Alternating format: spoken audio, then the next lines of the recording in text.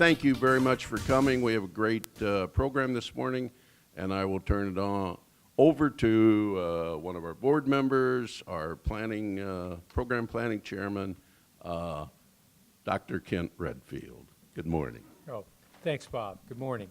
We're here today to talk about pensions from a couple of different perspectives, and so the first person to present will be Dan Hankowitz, and he's the key person at the Commission on Governmental Forecasting and Accountability, the manager of the section that deals with pensions. And he's going to talk kind of as an overview in terms of where we are with pensions and some things that are coming on board in terms of what the General Assembly just most recently did, largely through their education reform bill. And then so Dan has been with the Commission on Governmental Forecasting and Accountability for 13 years. Yeah, 13 years. And before that he was on Senate staff, and before that he came to Springfield as a legislative staff intern, which is a great program that I used to run for where we administer a program for the General Assembly. And so he's going to talk from that perspective, and then our second speaker will be Dick Ingram, who's the executive director of the Teachers Retirement System, and he's came to Springfield 7 years ago. Yeah, after running the New Hampshire retirement system. He has a long history of business experience and management in terms of both government and non-for-profit organizations, and so he is directing the largest retirement system within the state, and so he has a perspective not on kind of overall what's going on, but then more specifically about what does this mean for managing an individual system and for the annuitants and people who are in the system that are not yet retired. And my function is to keep time. So we're going to turn things over to Dan. Thank you, Kent. Good morning, ladies and gentlemen. Thank you for having me here today. As Kent mentioned a little bit about our background, for those of you who don't know much about COGFA, we are part of the General Assembly. Our main mission is to provide nonpartisan, bipartisan fiscal forecasting to the men and women of the Illinois General Assembly so that they can make informed decisions. Whether or not they make the best decisions, that's a matter of subjectivity, but we do our best to give them the information so that they can make the best decision possible. On the screen, you see a little rundown of our duties and responsibilities. We have several: preparation of state debt impact notes. We do revenue estimating. As Kent mentioned, my area is public pensions. I'm going to speak today a little walkthrough of the financial condition of the 5 systems as of June 30th, 2017. It's a little sneak preview of a briefing that we're about to release. And so these numbers are all new. They're all the latest, and they haven't even hit the press yet. So you're getting a little foreshadowing. Dan. Yes, Dick is thanking me for that information. What we're looking at here on the screen is the fiscal condition of the 5 systems as of June 30th, 2017. When the fiscal year ended, the actuaries for the respective systems compiled this data. If we look at the bottom line, the total unfunded liability, $129 billion. That's the amount of money that the systems do not have on hand. If we had to pay out all the benefits today, or as of June 30th, we would come up $129 billion short. Pensions, by definition, are a long-term horizon, a long-term endeavor, so this is not strictly a balance sheet analysis in the sense that we have to pay this money now, but that $129 billion is a staggering number. As I'm sure you've heard it said many times, Illinois is the worst funded pension of all 50 states. I'm not even sure who's in second place. It used to be West Virginia for so many years. I'll speak to that, don't worry. Dick will get into that. But the funded, look at that funded ratio, 39.8%. We only have 39.8% of the assets we need on hand to pay the benefits that had been accrued through June 30th. So that is a dangerously low funding ratio, as TRS's actuary has noted, and all the system actuaries have noted in their respective FY 2017 reports. We're in the danger zone in terms of being underfunded. Make no mistake about that. We're often asked, how did things get so bad? How do we get into this situation? Well, in 1996, when the legislature enacted the 50-year funding plan, they enacted a system that was designed to backload contributions.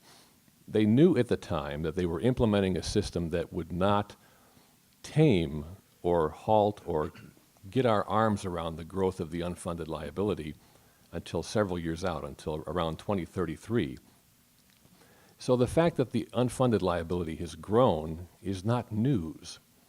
But what we see here is that we've left ourselves sort of susceptible to external shocks, like the post 9/11 recession, the 2009 stock market meltdown.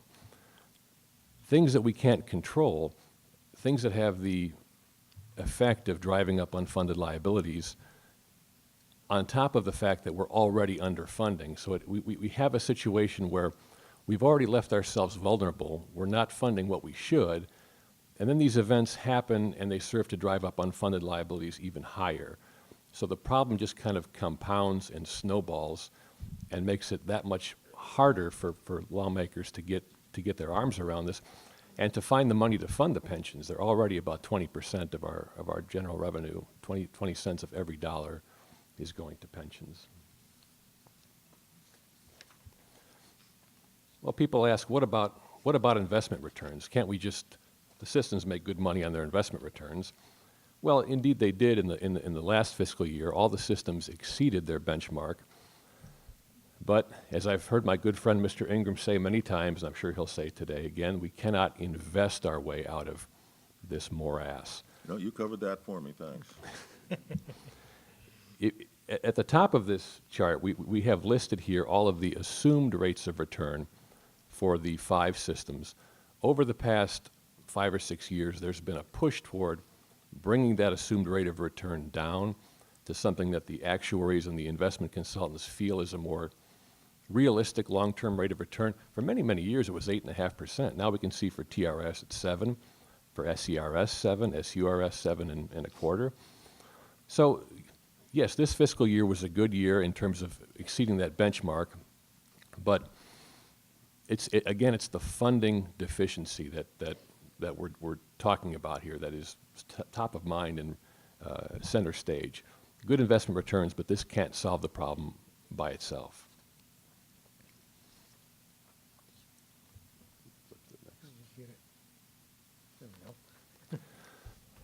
So this chart is another attempt to sort of look at that long-term perspective. How did we get into this mess? From fiscal year 96 through June 30th, 2017, we looked at all the factors that the actuaries sort of throw into these different buckets as to why the unfunded liability changes. And as we can see here, the number one driver of the growth of the unfunded liability is insufficient employer contributions by far. Contributions that are less than what the actuaries would recommend, contributions that do not stop the unfunded liability from growing. So that's the leading cause. There have been, as I mentioned, assumption changes. When the systems roll back their assumed rates of return, they project out into the future getting less investment revenue, which drives up that target accrued liability number.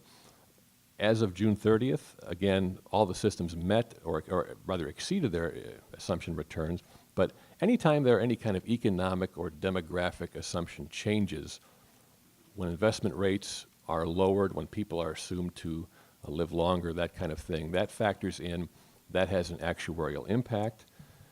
To a lesser extent, investment returns, the only actuarial positive when we look at this long-term sort of look back is that salary increases were not what the actuaries anticipated them to be.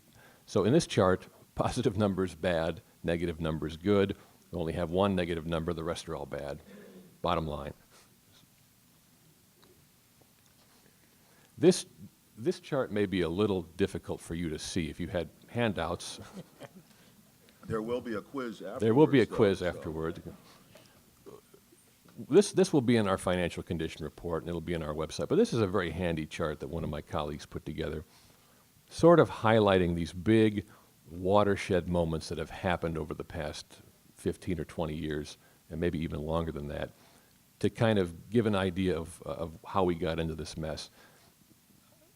FY 1990, that's when compounding of COLAs was introduced. You hear a lot of talk about that maybe that's too generous, maybe we should roll that back. In FY 98, there was a formula upgrade for the systems, a 2.2 upgrade in TRS. The early retirement option, the modified early retirement option in FY 2005 for TRS. There was the George Ryan early retirement initiative. So this is just sort of a panoply, a collage of all of those big watershed moments of the past 20 or so years that have had a major impact on the growth of the unfunded liability. And I apologize for that not being very, very visible, but it'll be available on our website. This is just a history of the unfunded liability. As I mentioned, the deficiencies in the funding program leave us vulnerable to these external shocks. The biggest one, of course, in recent memory being the stock market meltdown, the onset of the Great Recession. Prior to that, we were hovering somewhere in the mid-50s. We dipped down to 38.5, and we've kind of been just kicking around in that neighborhood for about the last 8 or so years. Again, dangerous territory in terms of the actuarial unfunded liability. I think actuaries would generally say anything above 80 is good. Anything in the high 30s is very, very bad. So we've been in this situation, we've been in this shape for a while now, where we're in this sort of high 30s, low 40s neighborhood. This is not a recent thing.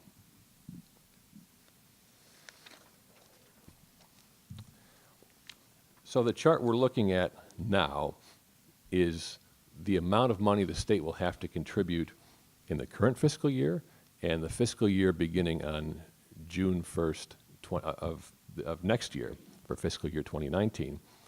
Senate Bill 42, which was the Tier 3 hybrid reform bill, required the retirement systems to recertify their contribution for the current fiscal year based on the implementation of Tier 3 and based on something called actuarial assumption smoothing. I'm not going to get into the weeds about that. Perhaps Dick might have something to say about that. But suffice it to say that the contribution for the current fiscal year was supposed to be $8.9 billion. After this recertification, taking into account the actuarial impact of the Tier 3 Act, it was then recertified by the systems down to 7.9. And again, reviewing the actuarial evaluations of the systems as of June 30th and their preliminary certifications for the ensuing fiscal year, if the state actuary blesses these numbers, the contribution requirement for FY19 will be $8.5 billion.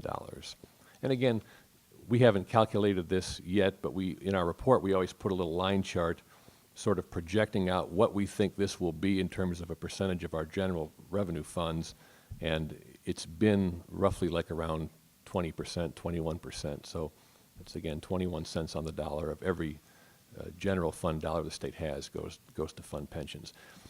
That's a lot of money, but it's still short of what the actuaries would recommend. So these really are staggeringly large numbers we're talking about.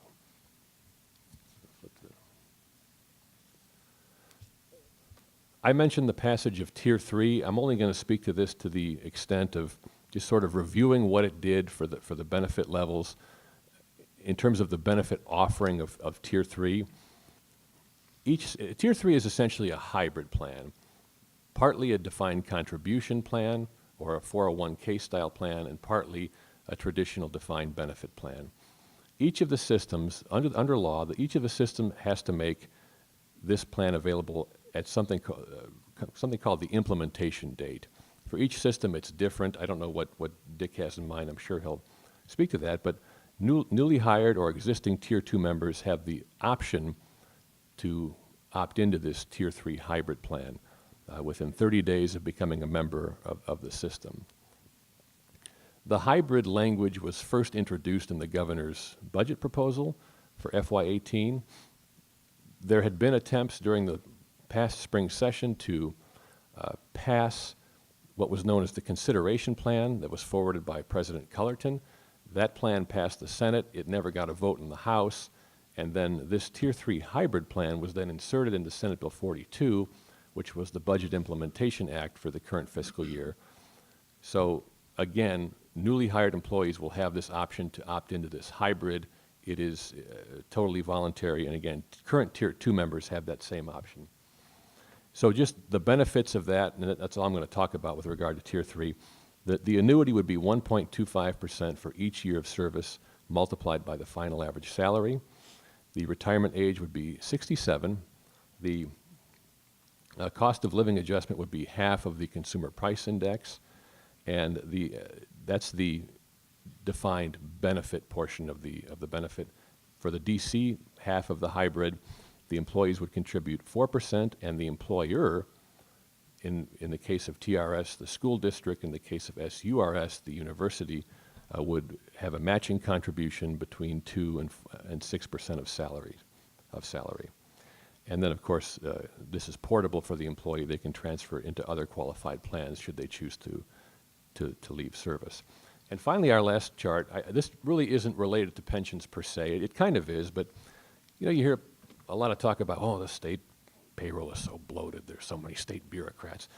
Well, when we look at the broad sweep of history, going back to 1996 and peaking at about 2002 when the George Ryan ERI went into effect, or when that law was passed, at that time, the high water mark, we had 81,680 state employees. Today, we're down to 58,504. So Illinois, this is a fact I do know, Illinois has the fewest state employees per capita. So just a little reference when you hear people talk about too many bureaucrats like Hankowitz running around at the Capitol. Well, there's fewer of us than there used to be. So that concludes my prepared remarks. Dr. Redfield, I'll turn it back to you, sir. We'll pass it over to Dick. Well, thank you very much. Good morning, everybody.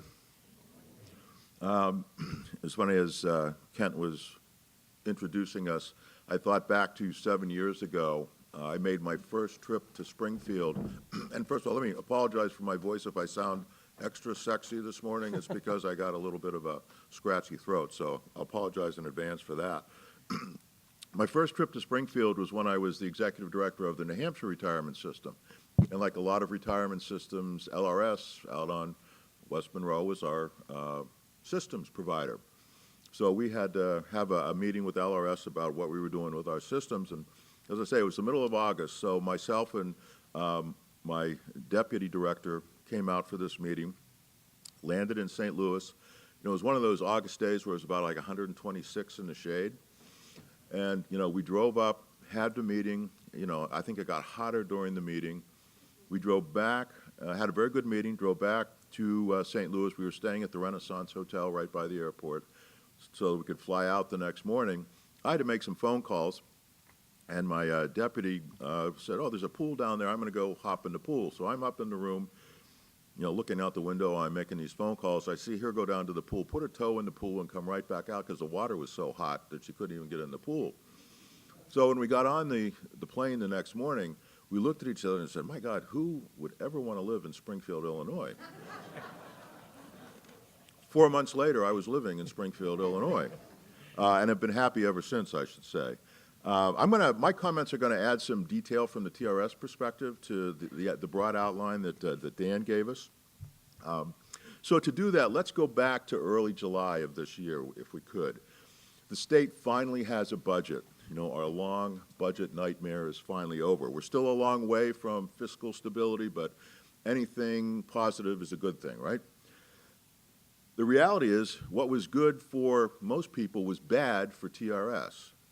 And I know it seems incredibly insensitive for me to say that, given, all of the carnage and the pain that was being experienced throughout Illinois during that budget impasse, but the fact remains is that TRS was better off without the budget.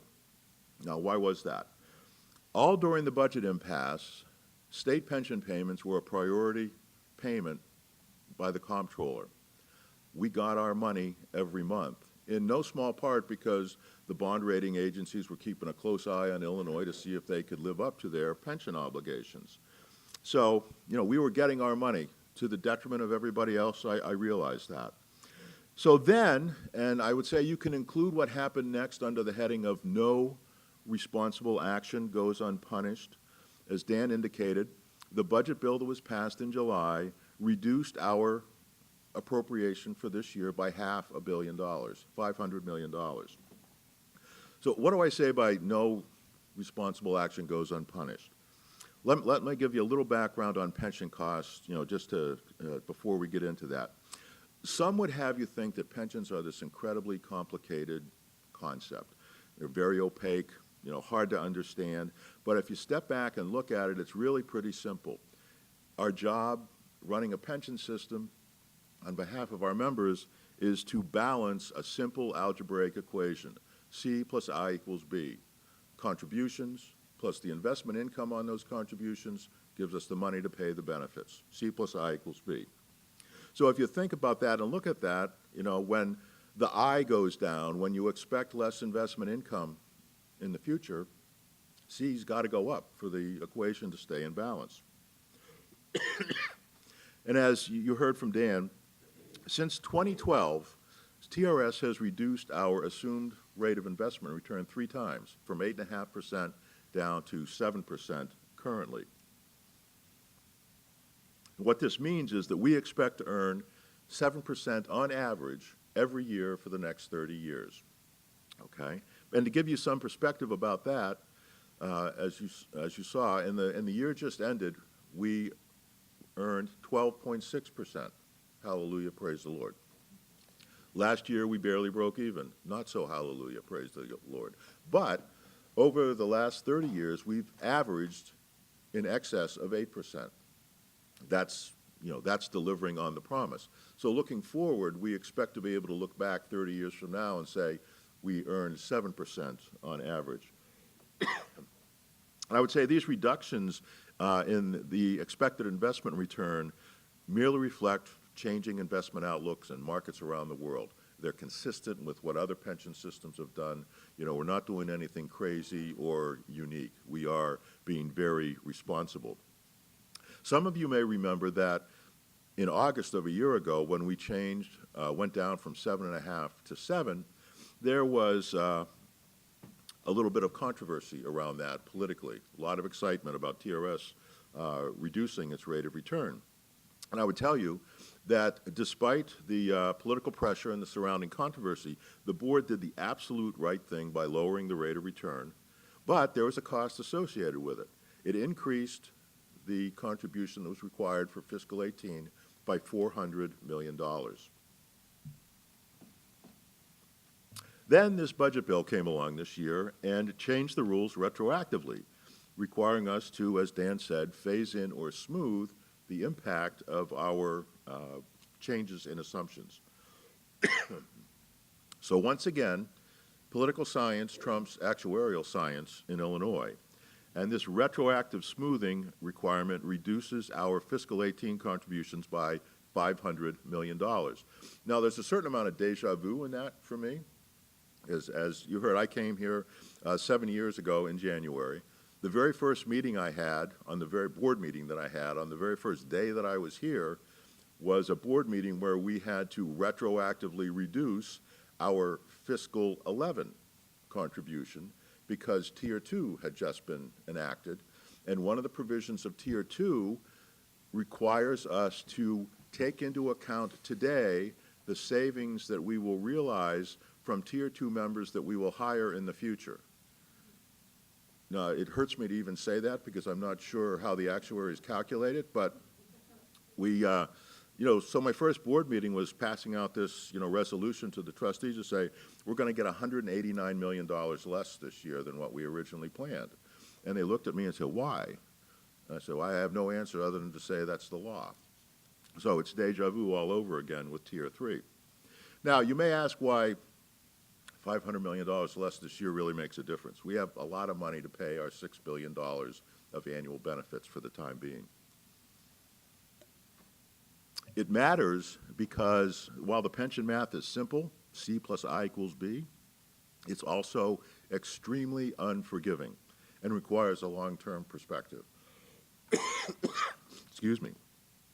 For every dollar that you reduce the contributions today, you need $3 in the future to make up for it, to make up for the investment income that you're not going to earn on the contributions that you don't have. So, those of you that are math majors out there just realize that we're saving $500 million this year, but over the next 30 years, it's going to cost us $1.5 billion extra. And so while reducing, our current appropriation clearly helps the state pay its bills, what that means is taxpayers that aren't even born yet are going to be paying the price over the next 30 years. To illustrate how unfair that is to future generations, we only need to look at today's numbers just to give you a sense.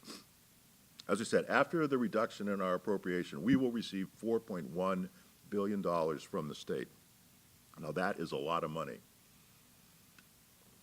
But only 25% of that money goes towards the cost of the benefits that are being earned by teachers that are teaching this year in Illinois. The balance, over $3.1 billion, is what we need to make up for the contributions that we haven't received in the past and the investment earnings that we haven't been able to earn because we haven't had the money. Stated another way, if we'd been properly funded over the years, there would be $3 billion available in the budget for other purposes, not to pay TRS. Think about that. Now, excuse me. I'm sorry that I'm not sharing a lot of cheerful news here, or noise as the case may be. So I wouldn't blame you if you're sitting there asking yourself, how bad is it really? Come on, let's be serious.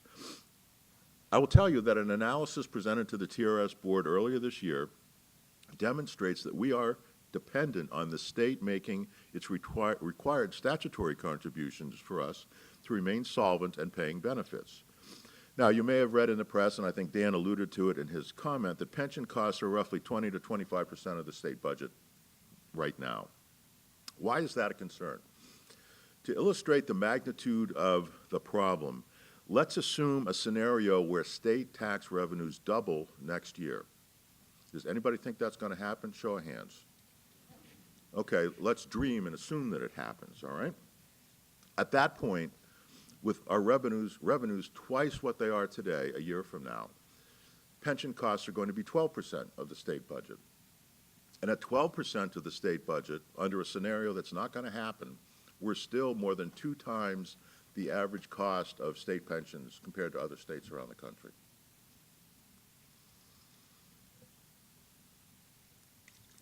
Now, I was recently asked, what about my job keeps me up at night? You probably figured out what my answer is, right? It is our funded status and the complete lack of, I'll call it political will, to fully and honestly address the problem. As you saw in Dan's slides, our latest actuarial analysis shows TRS is 40% funded. That means we have $49 billion in assets to pay $123 billion of future pension benefits. That means we have no margin of error for any future economic downturn that would impact investment markets or the state budget. And to really understand questions that you might have about Tier 2 or Tier 3, you need to know that that $123 billion obligation that's on the books today is almost entirely related to Tier 1 members, and primarily for retired Tier 1 members and late career Tier 1 members. There is very little liability on the books today for mid-career and early career Tier 1 members or Tier 2 members, of which there are 30,000 Tier 2 members at this point. That there is so little on the books is entirely due to the fact that state law requires us to use methodologies that really, although they may mimic actuarial principles, fail to meet them significantly.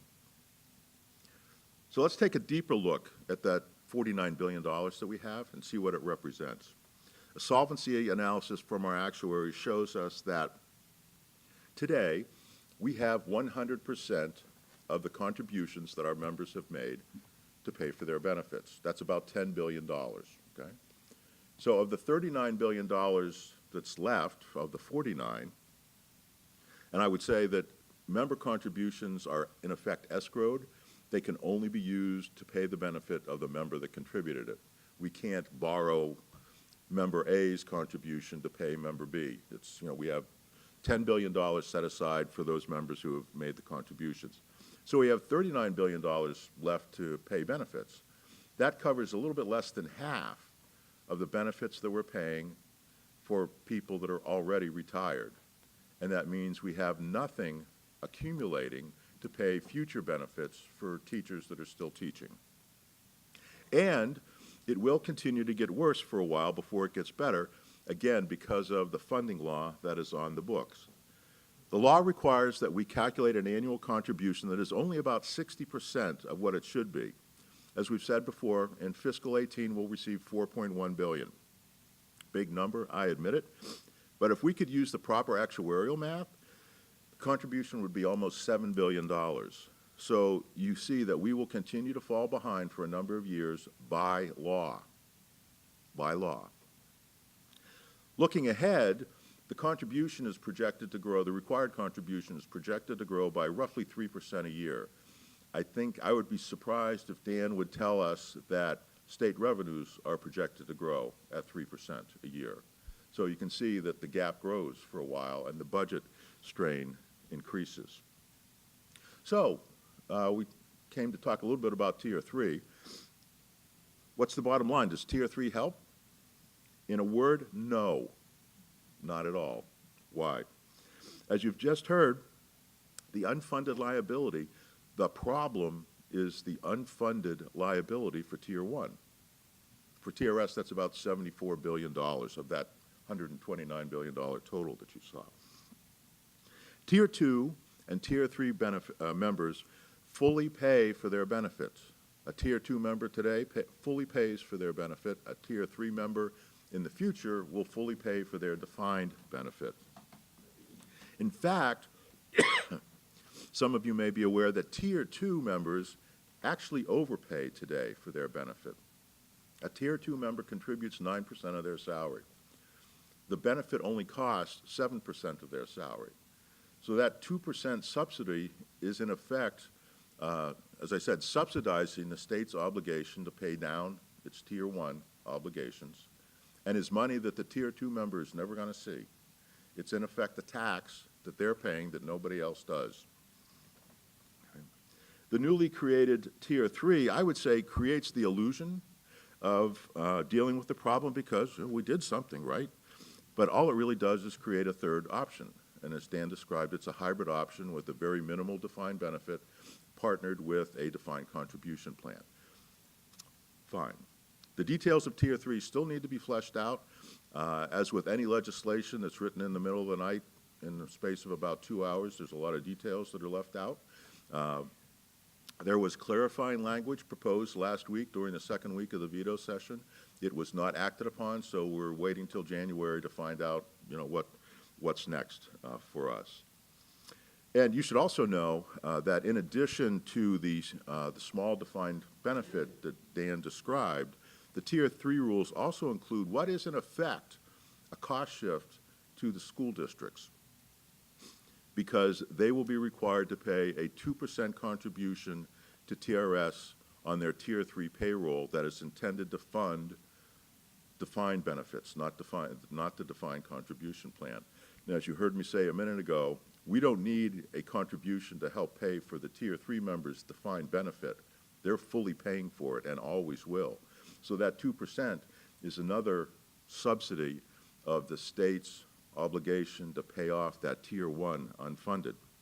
So you can see there's really no simple or really painless solutions, and much work remains to be done to truly address the decades of our funding failures here. There are a few other states, Kentucky and New Jersey are some prime examples that have their own pension crises, but I would say that Illinois has raised pension funding irresponsibility to an art form. We are the exception, not the rule. And that's important to keep in mind when you have debates about defined contribution or defined benefit plans and what the merits of each are, because it's very easy for folks that strongly believe that defined contribution plans are the way to go to point at us and say, see, defined benefit doesn't work.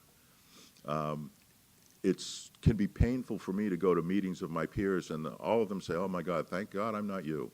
I live to serve, guys, thank you. Executive directors all around the country go to their boards and say, hey, we may have challenges, but we're not Illinois. I guess it's great to be unique in one sense. But defined benefit plans do work. There's plenty of examples of states around the country where they're fully funded or very healthily funded. You can, look at them. In the state of North Carolina, I can remember several years ago I was at a conference and one of our trustees was sitting next to me listening to a panel, and my peer director from North Carolina, in this, making a comment sort of offhandedly through, well, we're 96% funded. And my trustee leaned over and said, did he say 96%?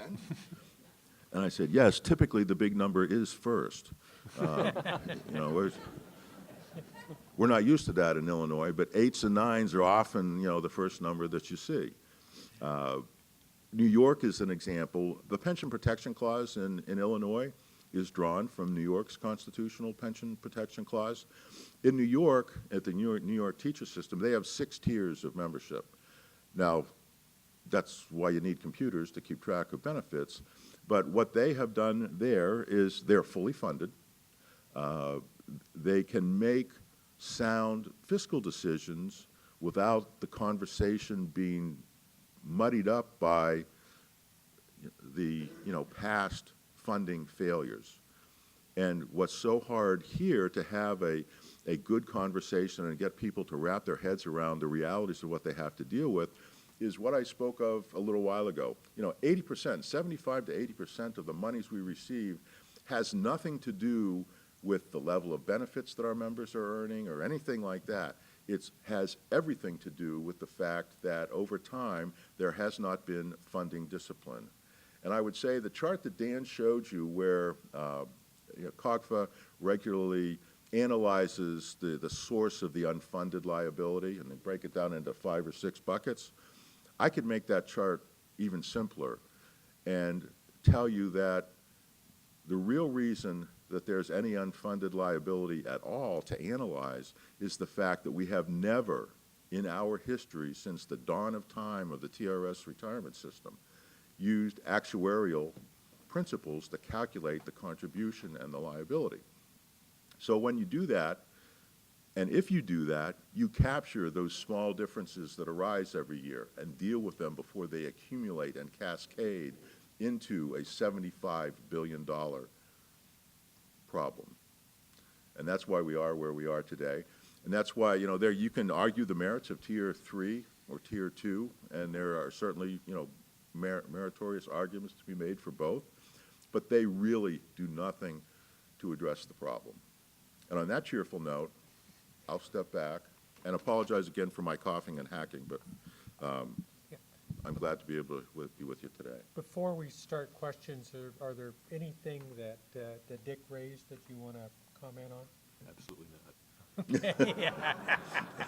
not. Okay, I see someone way in the back. Gentlemen, I've seen other charts where the Tier 1, some number of decades in the future transitions out as the tail of the Tier 1 recipients basically die. Yeah. We call it aging out. So I'm curious if you could talk a little bit about that transition, when that is, and how impactful that might be, given that it probably will change a few times between now and then. But if we had the tier 2 and tier 3 that we have right now, the charts that I've seen is that there's a pretty rapid transition to solvency somewhere down the road, and I wonder if you could speak to that. Well, the problem with those charts that you see, and if you do look at our actuarial charts, you'll see 15 years out from now, the normal cost goes negative. And trust me, that doesn't mean we're going to be writing a check to the state instead of them writing a check to us. What that points out is the anomaly of that Tier 2 subsidy that I mentioned. That's the impact of the Tier 2 membership growing and overpaying for their benefits. Now, whether it's me as my last act before I retire or somebody else that's going to bring a lawsuit about that, that cannot continue. But that's just the way the math works right now. And, you know, even, let's assume that you took Tier 2 and Tier 3 away, and then we just, you know, we stopped hiring teachers, we just had Tier 1 members that over time would, you know, go on to their rewards. We're going to have Tier 1 members for another 60 years probably. You know, our oldest member today is 108, something like that. So, you know, the Tier 2 membership will obviously go away over time. As it goes away, the obligation to fund it continues. You know, just because they're dying off doesn't mean that we don't have to pay it. Dan just got a call from his boss and said, "What the heck did you say at that thing this morning?"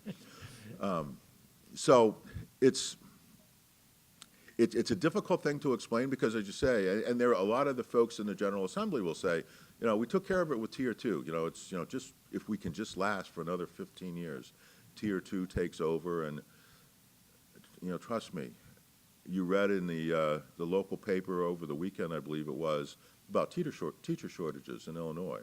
One thing that article didn't mention, I was kind of surprised that it didn't, is the kids that are coming out of school today that want to be teachers, particularly those that have parents that are teachers today, are getting the message that, hey, if you go and teach in Illinois, you can forget about the certainty of a future pension, and you're going to overpay for it. So go to Missouri, go to Wisconsin, go to Indiana, go to Kentucky. And that's contributing, you know, to that teacher shortage, I believe, and I think others, you know, would agree with me. Because certainly when a kid comes out of college today, the first thing on their mind is, I got to get a job. You know, I'm happy to get a job. They really don't pay attention to benefits or, you know, whatever. And it shocks me in a way that they don't wonder where that 9% of their salary is going out of every paycheck. But they're starting to smarten up to that. And over time, that subsidy has to go away. It just has to. There are constitutional grounds, and I believe, and legal grounds that will turn that analysis around and eliminate that subsidy in the future. Here we go. Over the summer, there was discussion in a number of conservative circles of the, quote, benefits, unquote, of the Congress giving the state of Illinois the right to declare bankruptcy and settling all of its debts, including the pension, at pennies on a dollar. Have these been discussions that you've been included in, and what, if any, reaction do you have to that? No, we haven't and weren't included in anything like that. And I think if you're referring to the idea that was floated by the governor a couple months ago, perhaps at this point, that's an idea that some think tanks have, you know, focused on. But if you read it carefully, what it proposes is exactly what the Supreme Court has already opined against. You know, the argument that the Attorney General made to defend the pension law that was overturned was the police powers argument. You know, things are so bad, we need to change everything. And, you know, that was clearly overturned. But that is the logic, in part, behind that. So, you know, we haven't commented on it at all, and I personally don't expect it to get a lot of legs. I think you even saw members of, you know, the Republican Party saying, hey, I got other things on my mind than this. You know, thanks for the idea, but, you know, we got other things to think about. Okay. I retired back in 2002, and so I guess I'm one of those Tier 1 employees or former employees.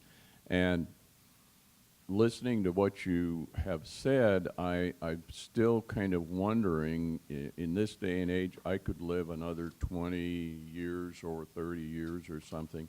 What does this mean for my pension benefits? Am I assured they're going to be there? Can I ask if you are a TRS retiree or an SERS or? I'm a SIR, straight SIR. Okay. And, you know, we have no Social Security, you know, for our members as well. I only ask that because there's relative differences in the funding levels of the various systems, and we have the advantage of size that, you know, some of the other ones don't. 20 or 30, yeah, you could live 20 or 30 more years. I will be honest with you and say there are scenarios where we may run out of money towards the tail end of that.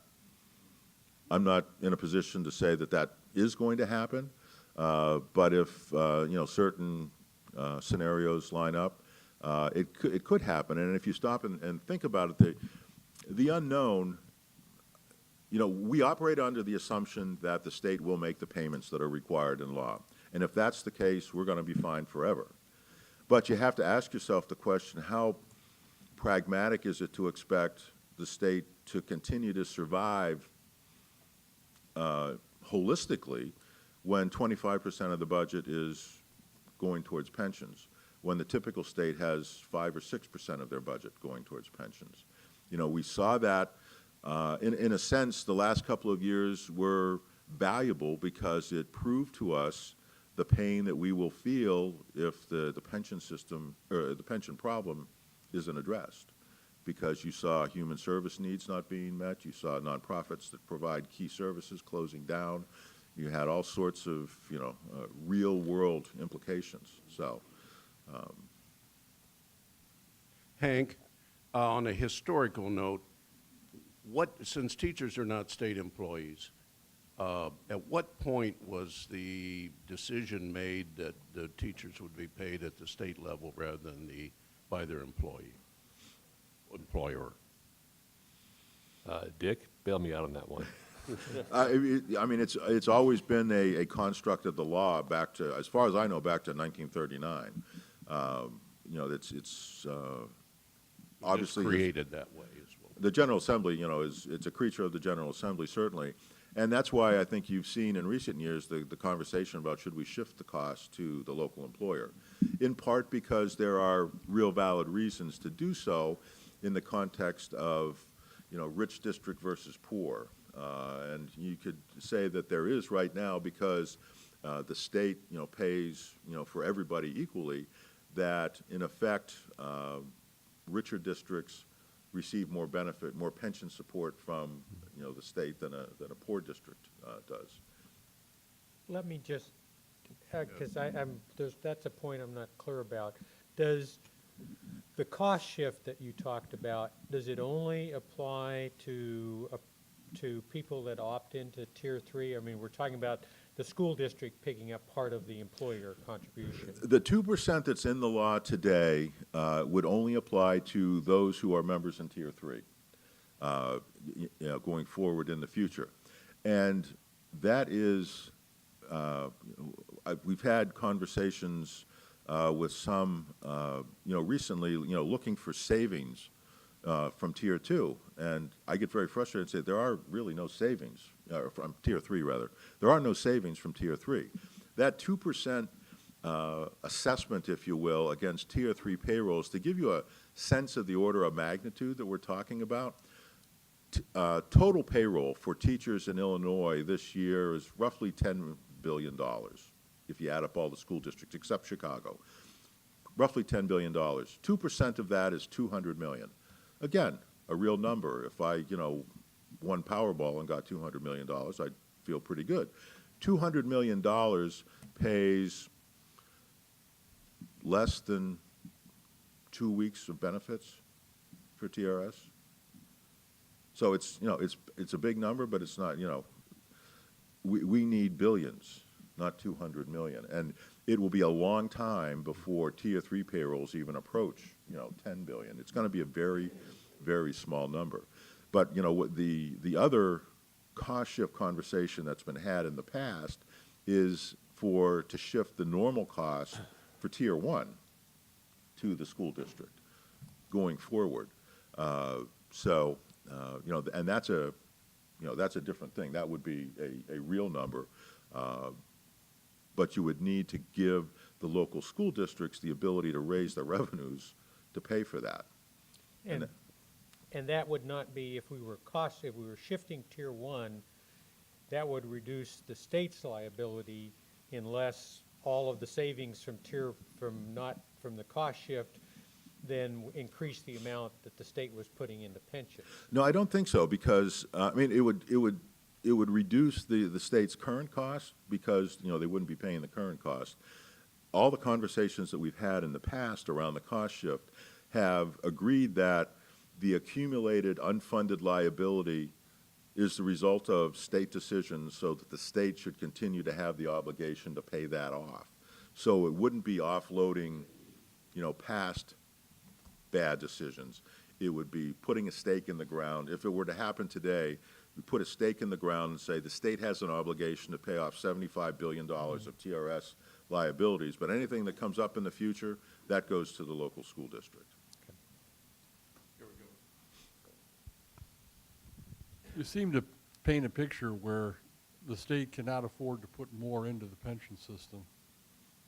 And the actuarial science says you're going to run the tanks dry. So doesn't that mean that Tier 1 eventually gets a haircut? What are the solutions, to an apparent dilemma without an escape hatch? Well, and there are those in the General Assembly that have said this, that the Supreme Court decision of several years ago overturning quote-unquote pension reform leaves us with two options, well, three, I would say. You could have a constitutional convention that would, lead to changing the pension protection clause. I would suggest that's a pretty heavy lift to have that happen. So that leaves you with two options. How much per year can you afford to pay and over what period of time? And, there have been proposals, most notably by Ralph Martier and the Center for Tax and Budget Accountability, to sort of refinance the pension debt. And that certainly works mathematically. You can come up with a number that is affordable over a period of time. But I would say the risks attendant to that are, who's to say that, 20 years from now, when there's nobody left in the General Assembly that, agreed to this, refinancing, and somebody says, let's throw that out the window. You don't have a constitutional protection for payment, and that's what you really need. I like to, people have heard me draw the comparison. I came from New Hampshire. There is a pension protection clause in the New Hampshire Constitution, and what that clause says, and I'm paraphrasing, is the annual contribution will be set by the Board of Trustees. It shall use actuarial principles, and it shall be paid. So when I was the executive director in New Hampshire, I had the thrilling ability to have the board calculate what the real number should be, go over across the street to the legislature and hand them the bill, and they would jump around and dance and yell and write a check. That's what you need. And that has been one of the frustrations for me here in Illinois, dealing with all of the legal decisions. The legal decisions have focused on the benefits, and yeah, I get that. The pension, the Constitution is very clear about the protection of benefits. But the promise that has been made is not just for the B in that actuarial equation that I mentioned. It's really, you're making a promise for C and I, too. And without the contributions that you can earn investment income on, the B really becomes meaningless. And I've had people say, well, and one of the court decisions actually writes out that until a payment is missed, there's not a problem. And my analogy of that is that's asking me to commit suicide to confirm that I'm dead, because we're in a business that is very difficult politically, because we have, as you heard me say, a 30-year time horizon. The political time horizon is 2 or 4 years or 6 years maybe. We have to make decisions today that will impact 30 years out, and that's really hard, to do and to be disciplined about. If I could add to that, I think just looking ahead to next spring, in terms of legislative action, in terms of where the legislature is apt to go with this, I think you're probably going to see another attempt to pass the Cullerton consideration plan. I think in some quarters of the General Assembly, there's just sort of this, I don't want to get myself in trouble because I work for the General Assembly, but there's just this. Go ahead, I get in trouble all the time. There's just this nagging feeling that we got to give Tier 1 a haircut. We can't let Tier 1 go. If you look at legislators like Elaine Neckrich, she's a lawyer, she's an ex-legislator now, but former chair of the Pension Committee, she would state very often, the Supreme Court was pretty clear in the rulings they handed down that the Pension Protection Clause means what it says, that benefits shall not be diminished or impaired, but that just doesn't seem to register. There just seems to be this great desire to want to go after Tier 1.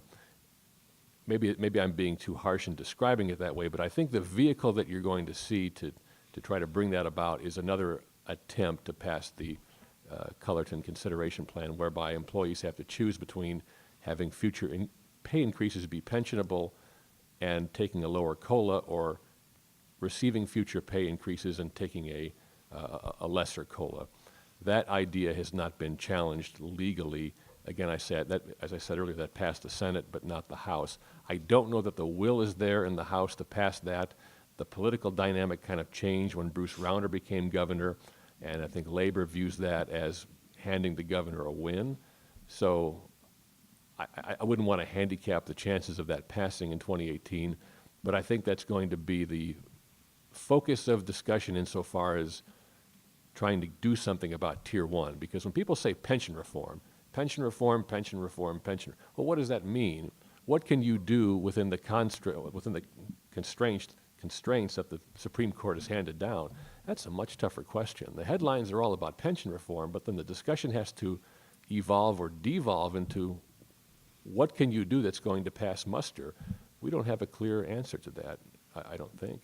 And I would just, if I might, Ken, just to respond to that, if the consideration idea does go forward, number one, I can cite my own thoughts on why it wouldn't stand up to legal muster, particularly in the wake of the Supreme Court decision, because the deal that is made when a member is hired, that all of your salary counts towards your pension. You don't get to throw it away, but that's for another day. But I would tell you, let's assume that it does pass. It's nowhere near enough. It's, we've done analysis of the previous versions, and assuming that everybody made the choice that was best for the state, which means it's probably the choice that's worse for them, it would save, I'm talking off the top of my head, hundreds of millions of dollars for TRS, a year in contributions. Again, a nice number, but we're talking about billions here.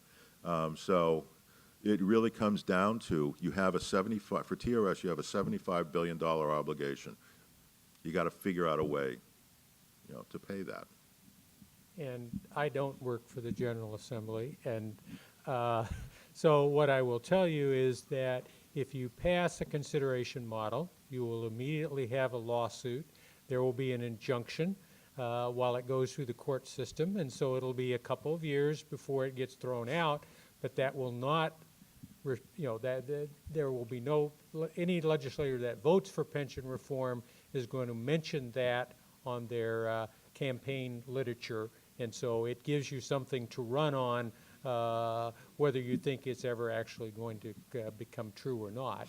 Now, the downside of that is, as one of my friends says, you're going to get a suit, and one of my friends says, well, you get a bunch of lawyers and a judge together, what bad could happen? And so, and with that, I really want to thank both of our speakers.